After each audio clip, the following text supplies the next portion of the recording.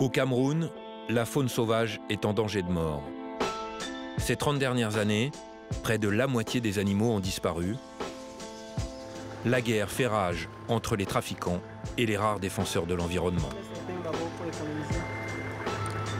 On va se mettre sur une rivière où les gens ont l'habitude de chasser, quoi. Il n'est pas impossible qu'on entende des coups de feu, donc là il faudra aller les chercher. Parmi eux, Mathieu Ekel, un ancien militaire français, ses nouveaux ennemis, les braconniers. La cause est juste. Au moins on a la chance de choisir notre combat, quoi. Celui de préserver la faune. La préservation de la vie sauvage, c'est aussi le combat de Guillaume. Depuis 3 ans, il recueille dans son centre de Limbé les rescapés de la brousse. C'est là que c'est le plus terrible aussi à gérer, c'est que tu as des animaux qui vont arriver dans des états ravagés. Ils auront été mutilés, ils auront été battus. Et c'est compliqué parce que là, il y a vraiment un énorme travail de fond à faire, quoi. Dans cette lutte de tous les instants, de futurs Green Cops sont formés à la dure. C'est parti, allez-y, accélérez! Ils arrivent, ils savent pas encore que l'ambiance va être un peu paramilitaire, on va dire. Donc là, je vais leur montrer de suite. Je veux pas entendre un bruit! Des méthodes choc pour une guerre sans merci. Ici, sauver la faune, c'est une question d'urgence absolue.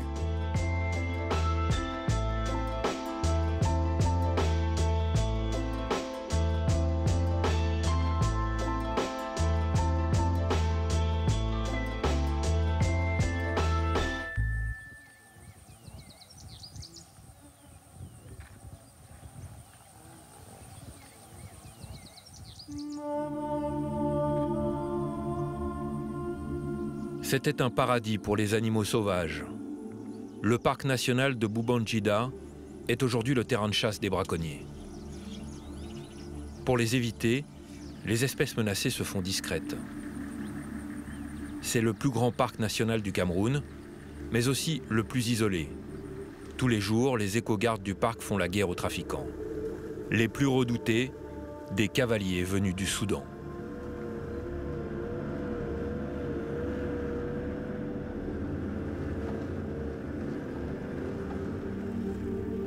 À la tête de cette unité, Mathieu Ekel. Cet ancien des forces spéciales françaises a connu les terrains les plus dangereux de la planète, au Sahel ou en Afghanistan. Son front aujourd'hui, la brousse. Bon, notre objectif principal, hein, c'est des braconniers lambda. Maintenant, si jamais on croise des cavaliers, ça, il faut même pas chercher quoi que ce soit avec eux, d'accord? Ça, c'est des gens qu'on doit éviter au maximum, d'accord? Donc, il n'y en a pas un qui prend l'initiative d'ouvrir le feu parce qu'il a vu un cavalier, je sais pas à combien de mètres, là, ça, c'est zéro, quoi. Là, on rend compte et puis on essaie d'esquiver ça au maximum, quoi. Départ en patrouille, la progression se fait en silence. Il ne faut surtout pas attirer l'attention de l'ennemi. Les hommes sont à l'affût du moindre indice laissé par les animaux. Il y a le lion et l'éléphant. Là, c'est le lion. Et là, les éléphants. Tout ça. Pourquoi vous êtes tous rassemblés comme ça? Là, un Soudanais, il rafale, il finit tout le monde en une fois. Vous êtes trop proches les uns des autres, pardon. Les pisteurs chargés de repérer les traces font une découverte inquiétante. Il y a les têtes des éléphants, il y a les têtes des gens qui sont derrière. Ok, c'est frais, c'est comment? On va étudier. Là, c'est le trace des têtes. Et là, c'est le trace des éléphants. Donc, il doit y avoir des bivocs là quelque part. Les gens doivent être de ce côté. Il faut voir s'ils arrivent à préciser un peu plus avec d'autres traces. Mais là, c'est inquiétant puisqu'ils suivent les éléphants. Il faudrait qu'on essaie de voir si on peut les poursuivre, quoi. Pour mener à bien la traque, Mathieu compte sur ses pisteurs. Je suis juste là pour organiser, structurer, faire en sorte que on avance normalement, mais ces gens-là sont indispensables, quoi. C'est le cœur du travail, quoi. Et ça, c'est quelque chose qui s'apprend pas, quoi. C'est des gens qui sont nés là-dedans. qui font ça depuis très longtemps.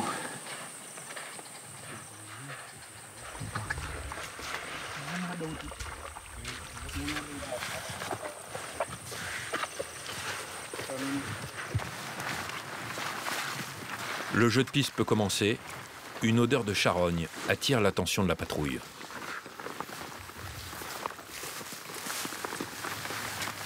Qui c'est qui a tué ça? La panthère?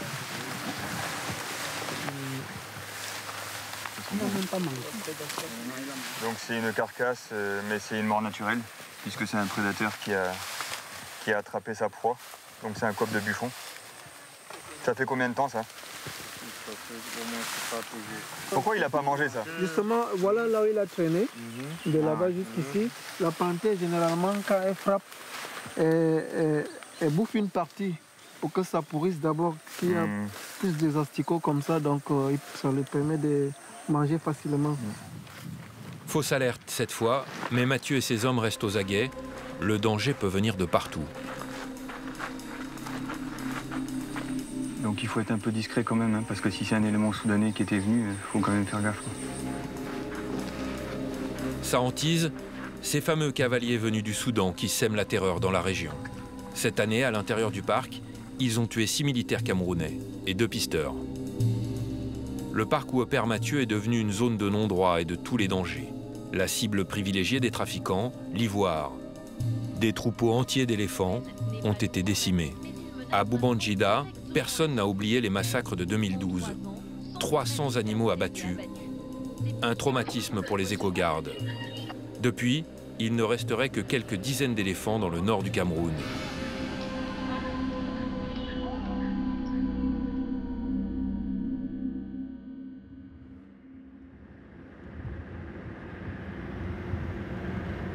Pour protéger les animaux qui ont survécu, Mathieu sillonne le parc depuis plusieurs mois. Et il a une nouvelle idée pour traquer les trafiquants. On va faire une petite halte dans un village qui s'appelle Rebouba, où on va nous remettre quelques chevaux pour nous aider à faire des patrouilles de lutte anti-braconnage. Pour s'adapter au terrain, l'ancien militaire des forces spéciales veut s'inspirer des méthodes locales et travailler étroitement avec les communautés.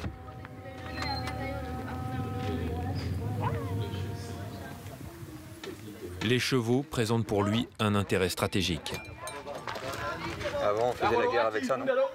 Oui, on fait effectivement, c'était la noblesse du combat, ça, non? Les grands braconniers utilisent ça aussi, donc c'est qu'il y a une raison quand même, quoi. Donc c'est intéressant. Et j'aimerais aussi voir dans quelle mesure on peut approcher la faune avec des animaux, quoi. Tout ce qui fait peur au cheval, ce n'est que le lion. Pour le reste, pas de problème. Pour finir de convaincre Mathieu, les villageois lui offrent une petite démonstration.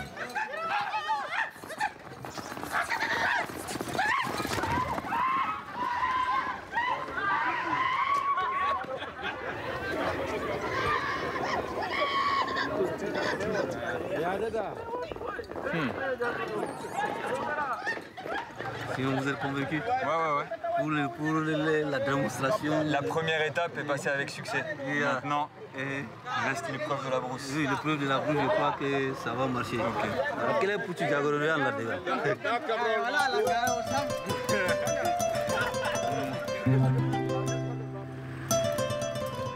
La brousse et la lutte anti-braconnage, Mathieu connaît parfaitement.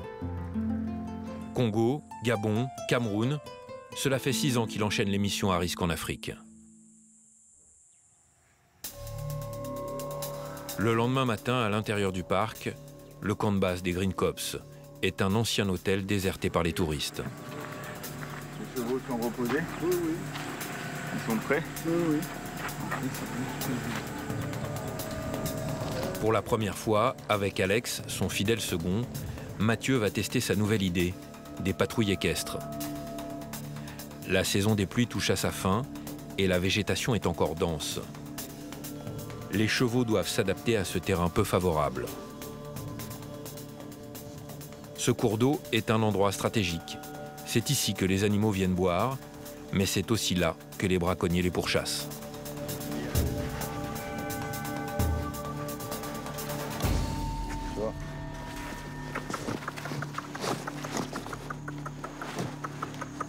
Faut descendre, faut descendre. Et même là-bas, tu vas être bloqué, Alex. Là, tu lui fais faire des efforts pour rien. Tu vois, là, il aurait pu se blesser. Hein. Descends.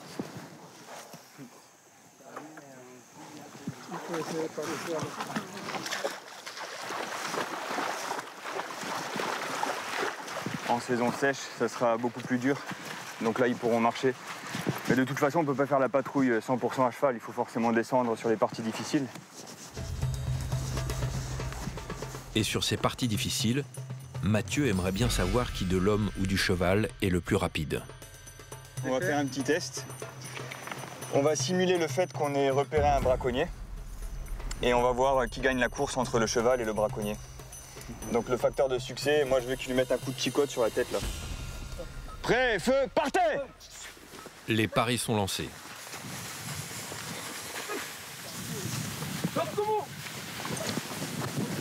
Et tu vois, si on donne une récompense à chaque fois qu'il attrape là, Oui. tu vois, tu mets un truc à bouffer qu'il aime. D'accord. À chaque fois qu'il y a un gars qui fuit comme ça. Je peux te dire qu'il va vite comprendre. C'est ça. Il va vite comprendre. Non, c'est intéressant.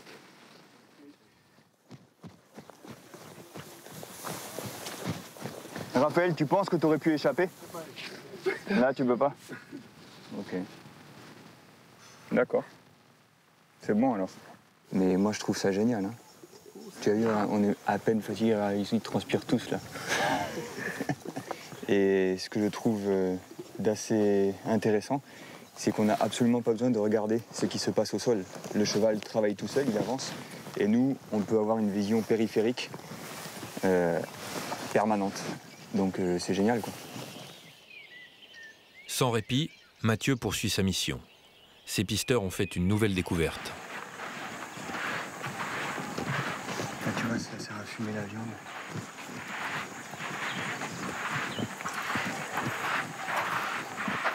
Ils font le feu en dessous. Là. Et ils mettent la viande ici pour la sécher.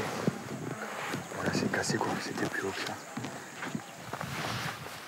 Remonter la piste des braconniers est toujours compliqué, surtout quand la nature leur joue un mauvais tour.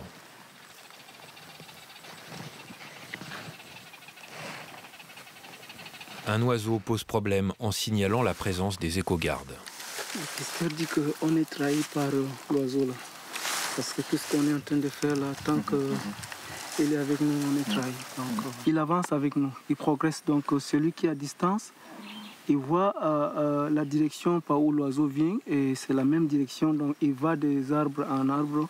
Ça sous-entend qu'il y a quelqu'un derrière. Ça trahit la patrouille? Oui, ça trahit la patrouille, donc c'est pas bon signe.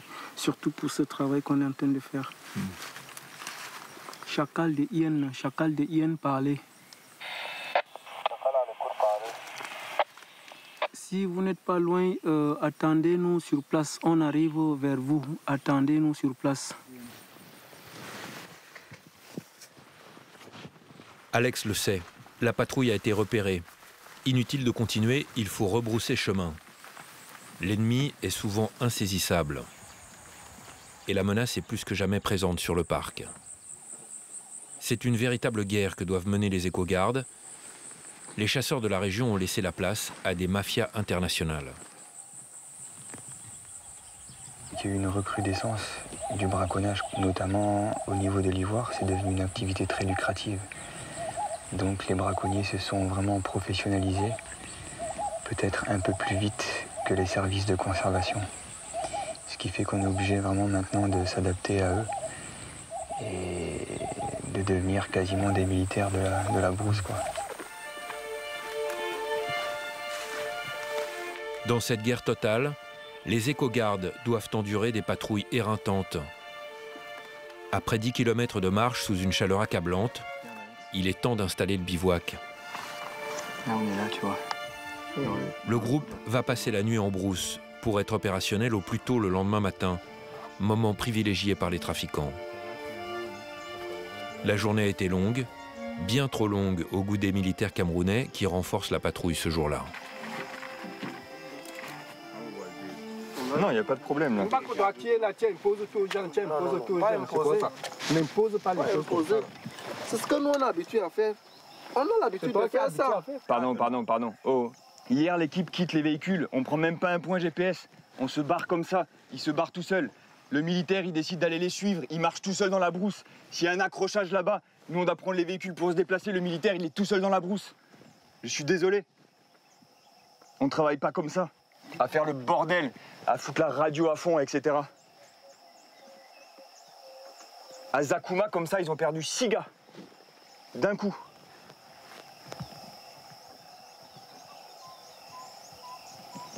Donc les doléances, là, ça commence à me gonfler un peu.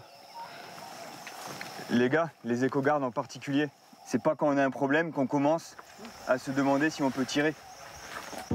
Là, tu as une cartouche dans la chambre. Qu'est-ce que tu fais? Vas-y.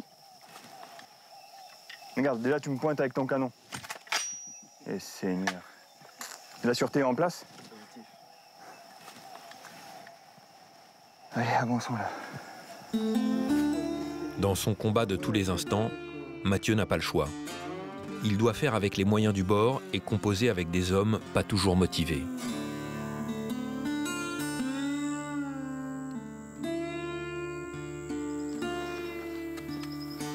À la nuit tombée, les Green Cops établissent leur campement.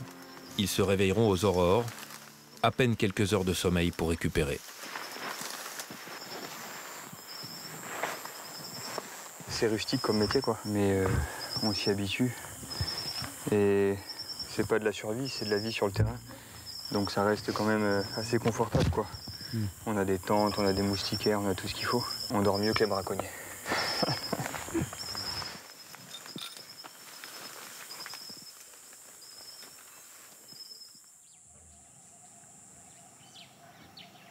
Dans la nuit, un autre incident grave s'est produit. Des militaires camerounais ont tiré en l'air, sans raison, avec leurs armes de guerre. De retour au camp de base, Mathieu convoque le sergent-chef pour connaître le coupable. Ils ont la tête dure, tu le parles, ils ne vont pas comprendre. Hier, là, j'ai demandé hier nuit, j'ai demandé qui a tiré, ils m'ont dit non, ce ne sont pas. C'est très grave, on est dans une zone d'insécurité. Ils tirent en l'air, ils disent que c'est pas eux. Pour moi, ça, c'est un enfant à qui on a donné une arme. Va là-bas quand même et tu m'appelles Bachir Touré, moi je veux lui parler. D'accord. Qu'ils viennent seuls. D'accord. Merci. Parce qu'on a déjà des cavaliers soudanais qui ont tué des militaires ici.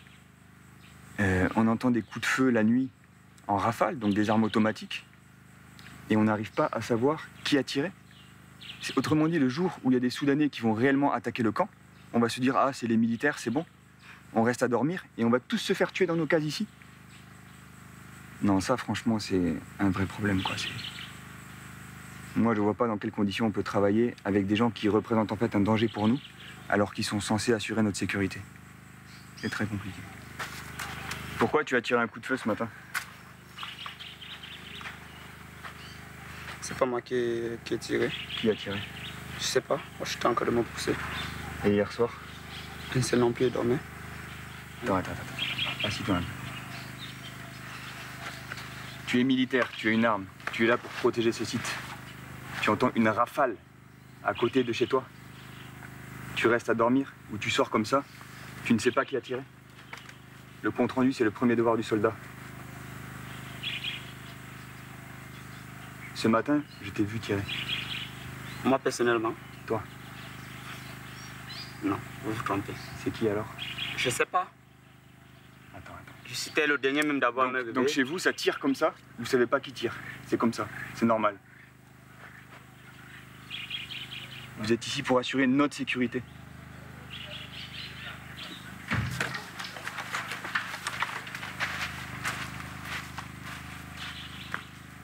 Et franchement, je vous dis, parfois, donne envie de tout arrêter. Parce que ces gens-là sont là pour défendre leur pays. Et parfois, je m'aperçois que je suis plus patriote que des gens qui vivent ici. Parfois, je me dis que j'aime plus le Cameroun que certains d'entre eux. Et ça, moi, ça me scandalise absolument, quoi.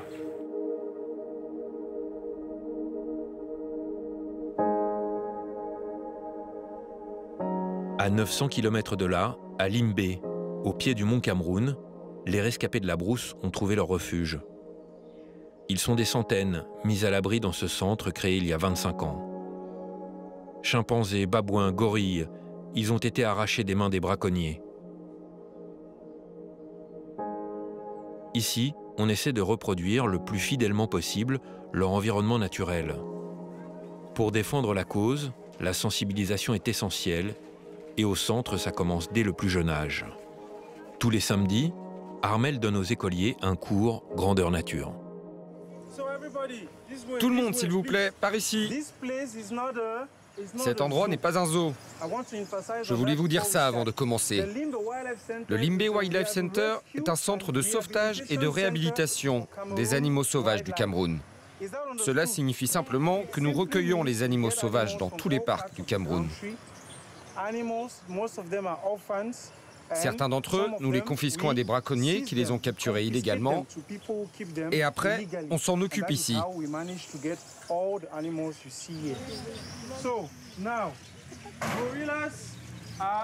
Les gorilles sont herbivores. Vous savez ce que ça veut dire? Ils ne mangent pas de viande. Ils ne mangent pas de viande. Oui, c'est ça. Bravo, on applaudit. C'est très bien. Tout le parc est aux petits soins pour ses protégés et la journée commence par le repas, très attendu.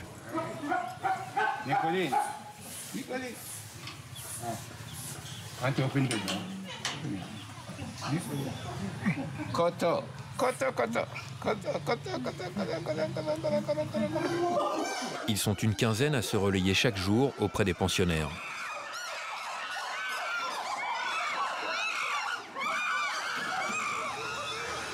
Ici, tout est mis en œuvre pour le bien-être de ces espèces menacées. Depuis 3 ans, Guillaume Le Floïc est à la tête de ce sanctuaire. Après des missions au Gabon et au Congo, ce primatologue est venu au chevet de la faune camerounaise. Donc là, ils cherchent leurs bananes. Comme les animaliers ont dispersé un peu les bananes un peu partout, comme des œufs à Pâques, ils sont toujours en train de chercher un peu s'ils ne peuvent pas en récupérer une quelque part. Chaque année, plus de 250 animaux sont sauvés puis réhabilités ici.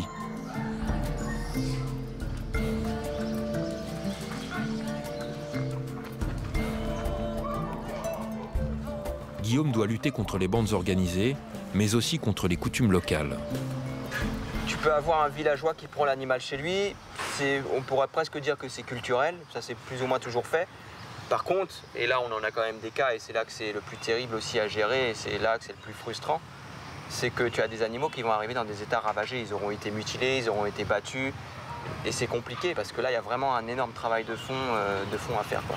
Mais notre cible principale, et on espère qu'on pourra avoir un meilleur impact dans le futur là-dessus, c'est vraiment les trafiquants. Les trafics répondent à une forte demande. Les animaux braconnés finissent souvent sur les étals des marchés. C'est ce qu'on appelle ici la viande de brousse. Guillaume profite d'une réunion à Yaoundé pour mener sa propre enquête. Dans la capitale du pays, la consommation d'espèces protégées est monnaie courante et il est très simple de s'en procurer.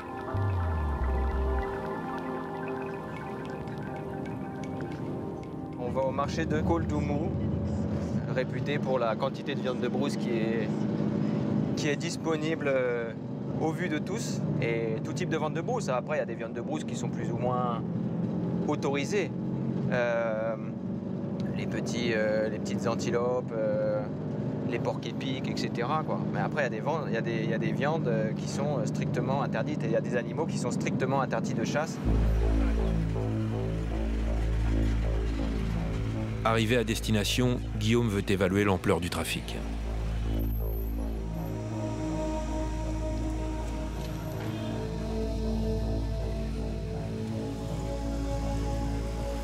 Ici, c'est un endroit réservé aux initiés. Il sait que notre présence ne va pas passer inaperçue. Nous le suivons en caméra discrète. Ah, c'est pour manger? C'est bon à manger, hein? C'est quoi? Les hannetons. Ça, c'est les hannetons? Oui, les hannetons. Non, moi, j'ai jamais mangé ça. C'est bouilli, non? Non. Je ne connais pas ça. C'est bouilli et ça bouge. Vous mangez comme ça? Ah, vraiment, maman, pas pour moi. À l'abri des regards, au fond d'une petite allée, Pas maintenant. Guillaume aperçoit les étals remplis de viande. Hein? Ah, ça, comme ça alors? Mais impossible d'y accéder. Les vendeuses locales s'interposent. Après quelques minutes de négociation, une vendeuse propose à Guillaume une des espèces les plus protégées. Ça c'est quoi? Ah c'est Congo. Le crocodile. C'est petit. Un crocodile vivant. Ensuite, c'est un pangolin qui est amené. L'animal est le plus braconné au monde. On s'arrache ses écailles destinées au marché asiatique pour la médecine traditionnelle. Ça c'est quoi, pangolin? Oui, donnez-moi 10 000 et 6 mois et pas les gars. C'est combien le pangolin? 10 000. C'est le singe. Ça c'est le singe. Non, ça c'est pas Soit 15 € pour cet animal menacé d'extinction. En Chine, il vaut 10 fois plus cher. Est-ce que je peux au moins aller voir là-bas le singe? Je suis curieux, c'est tout. C'est même comment? Mon frère, ça c'est le singe là-bas. Un peu plus loin, sur les braises fumantes, Guillaume aperçoit un singe prêt à être vendu. Mais impossible de s'approcher. La caméra est repérée et il est obligé de partir. Regardez, c'est noir. C'est blessant quoi, parce que bah, on se rend bien compte que on fait face à un monstre monumental quoi. Et puis au final, ces gens-là, ils cherchent, c'est pas des gens qui sont richissimes. Bon, à la limite pour moi, c'est bon, je suis là, j'ai fait la démarche, mais c'est pour ceux, les Camerounais qui sont là, qui ont envie de faire quelque chose, qui ont conscience que non, on est en train de massacrer nos animaux, des gens s'enrichissent et nous finalement on n'a pas grand-chose. Nous on pourrait vivre grâce à ces animaux-là. Donc moi c'est quelque chose que c'est la raison pour laquelle je suis là. J'aime pouvoir injecter ça chez les gens.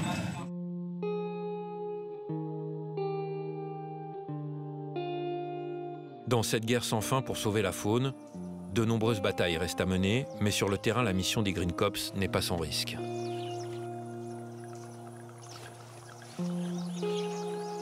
Chaque année, des dizaines d'éco-gardes perdent la vie. Parmi les victimes, le meilleur ami de Mathieu. L'année dernière, David mourait en opération. Son hélicoptère s'est écrasé en Centrafrique. Pour nous tous ici rassemblés, afin que nous ne nous soyons pas trouvés les mains vides, quand le Christ reviendra juger les vivants et les morts, prions le Seigneur. En ce 1er novembre, il se rend avec sa femme et sa petite fille sur la tombe de son frère d'armes.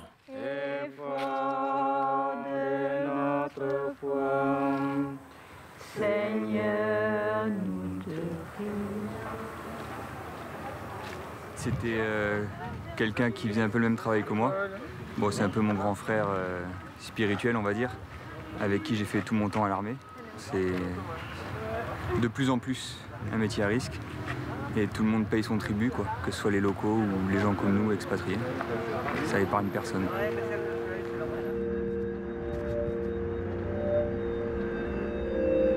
Pour défendre la faune sauvage, le prix à payer est des plus lourds. Mais cela n'entame en rien la détermination de Mathieu.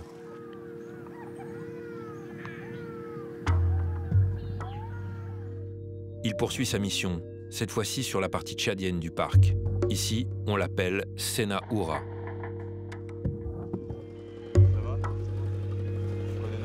L'ONG qui l'emploie finance la formation des futurs Green Cops. Elle va durer plusieurs mois. L'ancien militaire français est là pour recruter et former 40 hommes, car il faut tout reprendre à zéro.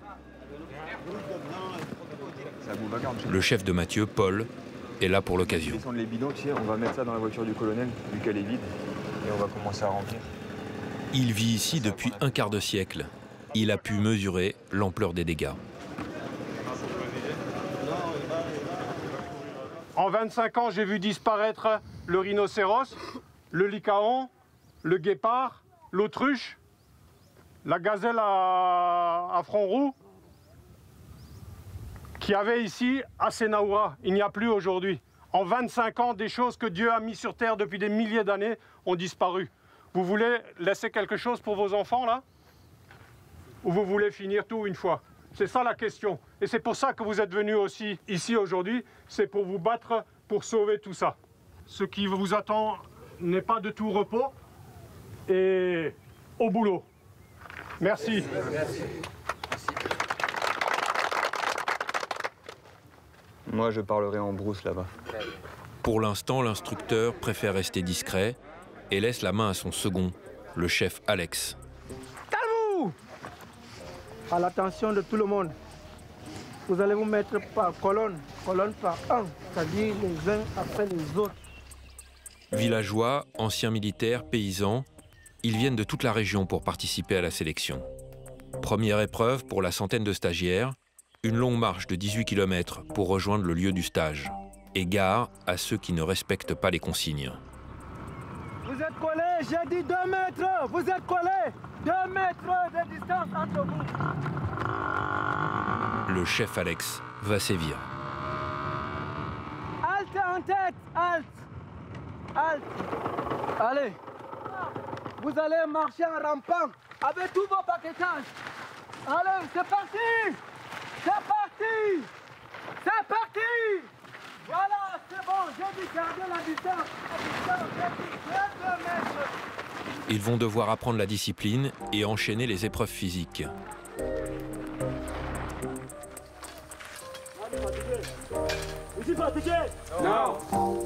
Après 3 heures de marche sans boire, les élèves atteignent enfin le campement en pleine brousse. Mais le repos n'est pas pour tout de suite. Ici, c'est l'esprit commando qui prévaut. Petite tradition entre Alex et moi. Ça s'appelle le cachez-vous. Ça, vous allez en entendre parler du premier au dernier jour. Cachez-vous! Disparaissez! Cachez-vous, je veux plus vous voir! Foutez le camp! Fous le camp! T'es pas caché, je te vois, dégage! Dégage! Allez, on fout le camp! Qu'est-ce que tu fous là? Dégage! Je veux pas entendre un bruit! Personne ne parle! Toi, tu fais quoi là? Tu es déjà mort? Groupe 3! Groupe 3! Portez-moi ce gars-là! Portez-moi ce gars-là! Vous allez le cacher? Cachez-vous! Cachez-vous, vous êtes morts! Cachez-vous! Rassemblement! En silence! C'est dur? Seulement que j'ai des vertiges, j'ai soif, je n'ai pas bu l'eau. D'accord. Depuis mon arrivée. Équipement, nourriture, tout est fourni par l'ONG qui emploie Mathieu. Budget total, plus de 15 000 € pour ces 10 jours de sélection. Les t-shirts, il y a des tailles aussi. Il y a S, il y a M, L, XL. Allez, activez-vous, activez-vous. Ceux qui n'ont pas de t-shirt, passez là, vous cherchez. Un investissement qu'il espère rentable. On n'a pas encore parlé des critères de sélection. La première chose, c'est l'honnêteté. Parmi vous, il y a des gens qui ont un passé, qui ont été dans le braconnage. À partir d'aujourd'hui, pour moi, tout ça, c'est le passé. Vous comprenez? Vous dites, chef, j'ai tué 50 éléphants. Aujourd'hui, je change de vie. Je dis bienvenue. Je dis merveilleux, tu as fait le bon choix. Moi, dans la conservation, j'ai toujours recruté des braconniers quasiment. Parce que c'est eux qui connaissent bien la brousse. Ils sont courageux, ils sont bons. Mais il faut que ces gens-là acceptent de laisser la vie du passé. Debout! Ok, prenez vos machettes, les pelles, les pioches. Parmi ceux qui ont décidé de tourner le dos à leur passé, Michael, 20 ans, et déjà une longue expérience dans le braconnage. J'étais chasseur, moi. Moi, j'ai chassé tous les espèces, y compris aussi les éléphants. Et vous regrettez aujourd'hui? Très amèrement. À l'époque, c'était la pauvreté. En fait, mes parents ont nourri mon papa avec la chasse et mon papa m'a nourri avec la chasse. Donc, j'étais contraint de chasser les éléphants, les lions de Derby et les coqs de Fassa. En fait, tout ça. Et vous saviez que c'était des espèces protégées? Oui, je savais que j'ai des espèces protégées. Et oui, il fallait manger, il fallait aussi payer la scolarité, tout ça. J'ai compris enfin que l'environnement était bon pour nous. Et ça m'appartient.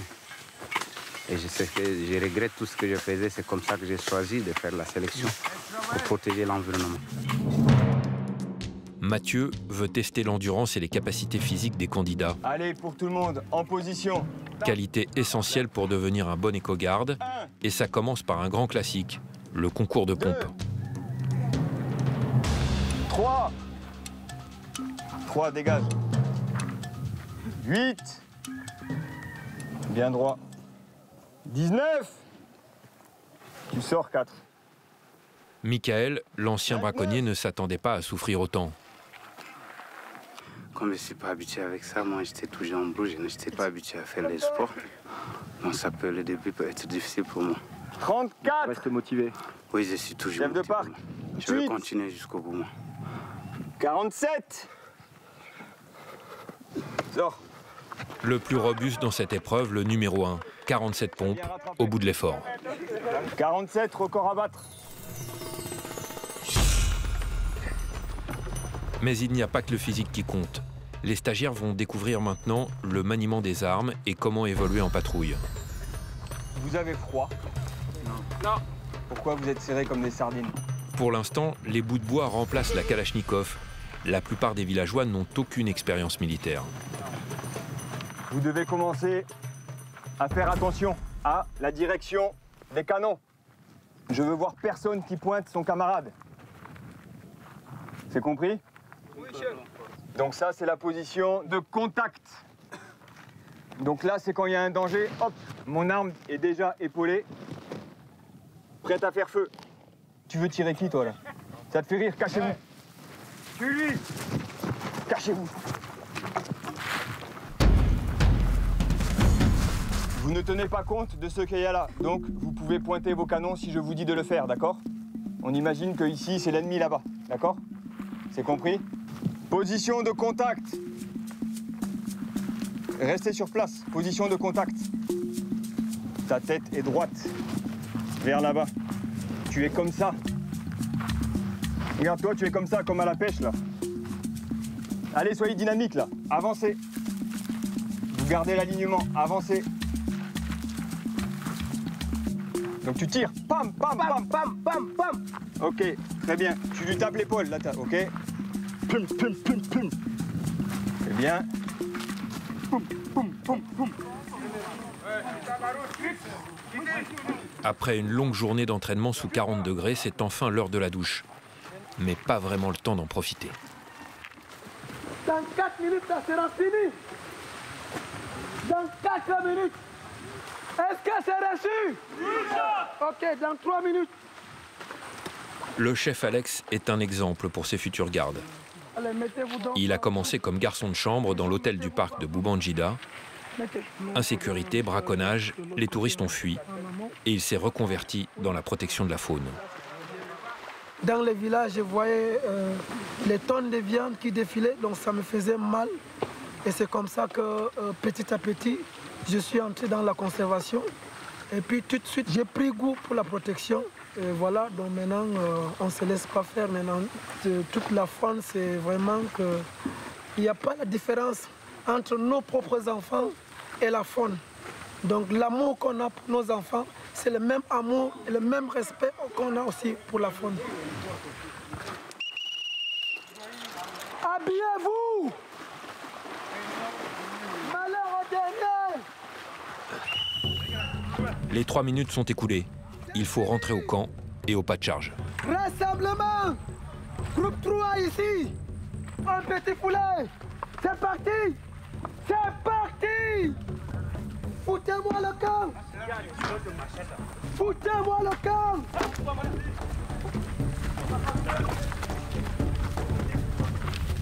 Dans la précipitation, certains ont oublié leurs armes factices et quelques affaires. Ils vont très vite le regretter.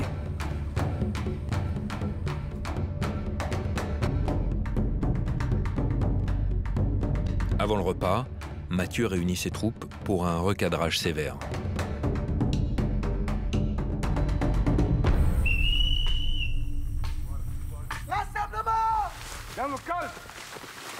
Qu'est-ce que vous comprenez pas dans le fait de fermer vos gueules? Le groupe 6, il est où? Est-ce que tout va bien dans ton groupe? Vous êtes prêts à partir à la guerre? Oui, chef. T'es sûr? Avancez. Avancez, avancez, avancez.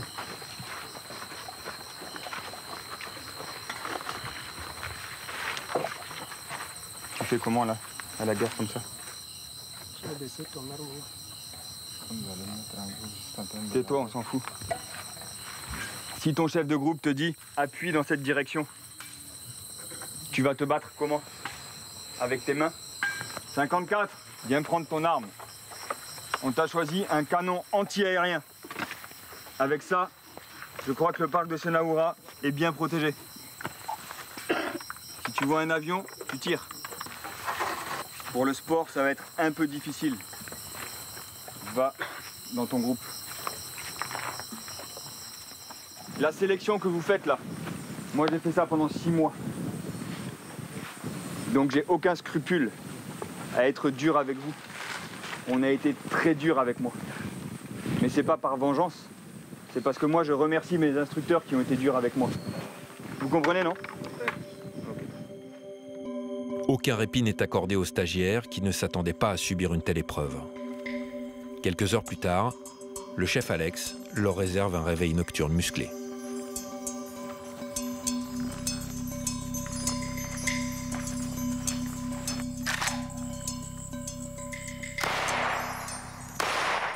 Rassemblement! C'est parti! Rassemblement! C'est parti! Rassemblement! Il est 3 heures du matin et les jeunes Tchadiens se précipitent pour arriver à temps. Ils savent que tout retard sera sévèrement puni. Je veux pas de bruit! Pas de bruit! Vérifiez-vous! Est-ce que vous êtes au nombre complet? Tout le monde est là? Oui. Oh! En bas! Oh! En bas! Et qu'est-ce que ça fout là-bas? Qu'est-ce que ça fout ici? En bas! Oh! En bas! Oh! Allez, debout! Un bon combattant, il n'a pas des horaires fixes. Donc, le jour comme la nuit, à tout moment, il doit être opérationnel. Il n'y a pas des heures choisies pour être apte, quoi. Donc, à tout moment, ils sont appelés. Donc, c'est à quoi on voudrait qu'ils s'adaptent à ça, alors. Marquez le pas!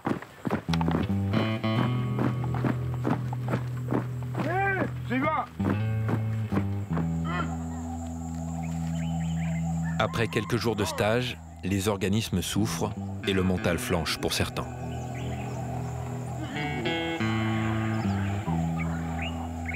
Une, deux,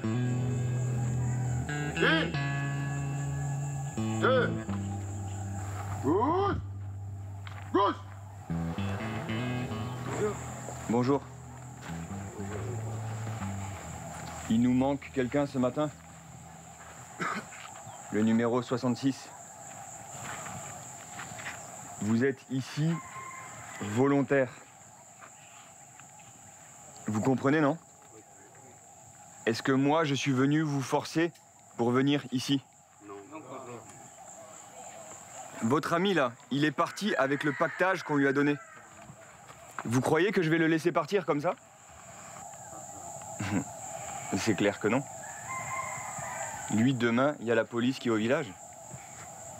Donc, s'il y en a qui veulent arrêter, ils prennent un peu de courage, ils viennent nous voir, et on les ramène jusqu'au village. Aucun souci. Est-ce que ça, c'est bien clair? Est-ce que c'est bien clair? Ok.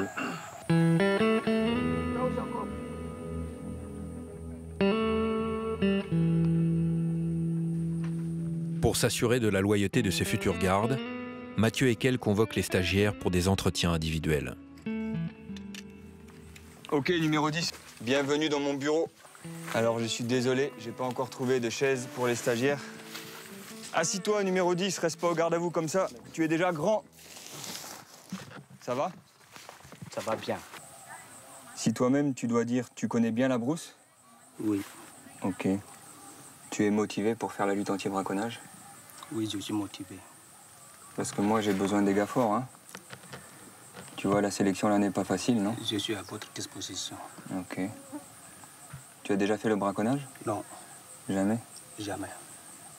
Ok.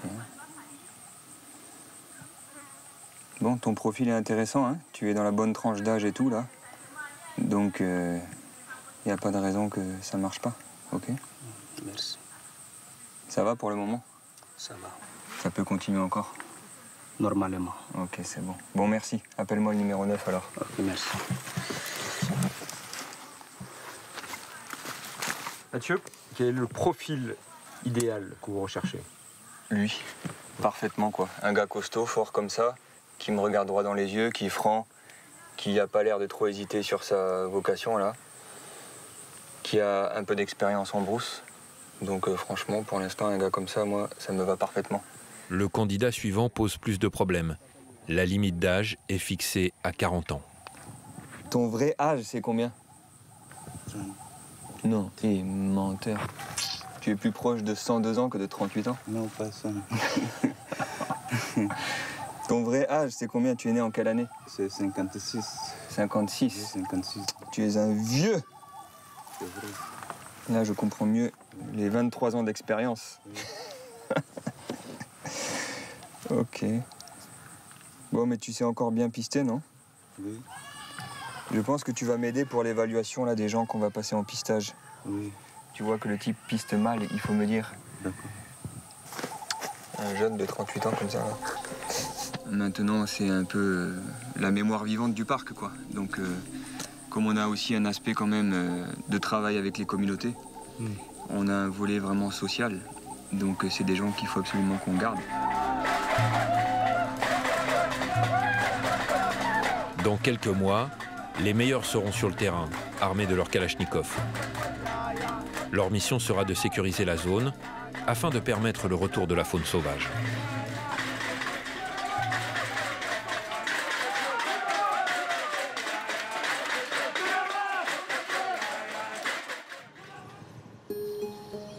À Limbé, c'est une journée pleine d'espoir qui commence pour Bobga.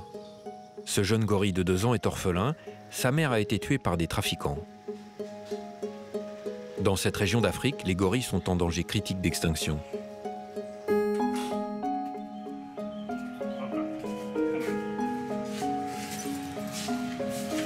Ils vivent pour la plupart en dehors de zones protégées par des gardes, ce qui les rend particulièrement vulnérables au braconnage.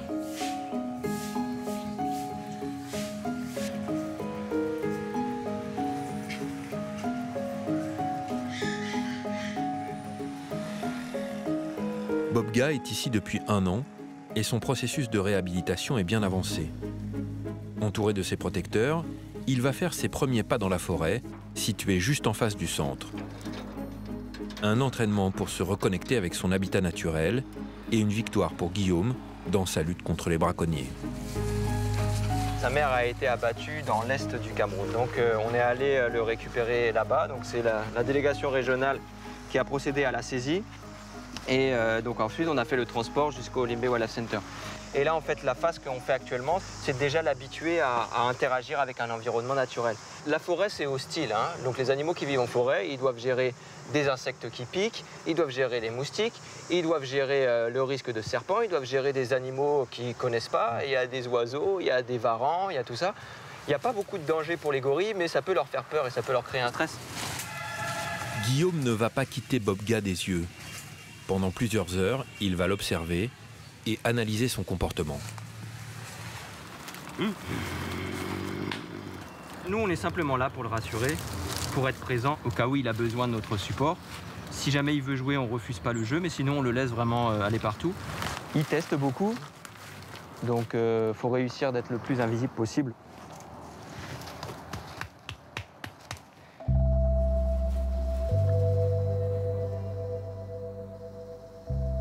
Le jeune gorille trouve rapidement ses marques. Guillaume est soulagé. Son prochain objectif, permettre à Bobga de retrouver définitivement sa liberté.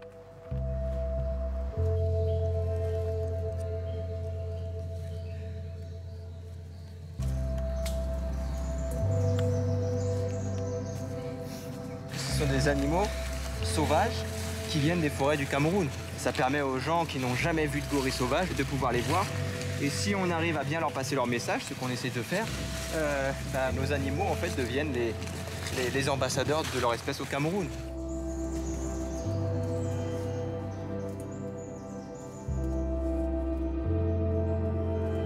Dans cette lutte sans merci contre les braconniers, Bobga est une lueur d'espoir. Mais la reconquête du terrain n'en est encore qu'à ses prémices. Tout reste extrêmement fragile. Des hommes comme Mathieu ou Guillaume ne devront pas baisser la garde.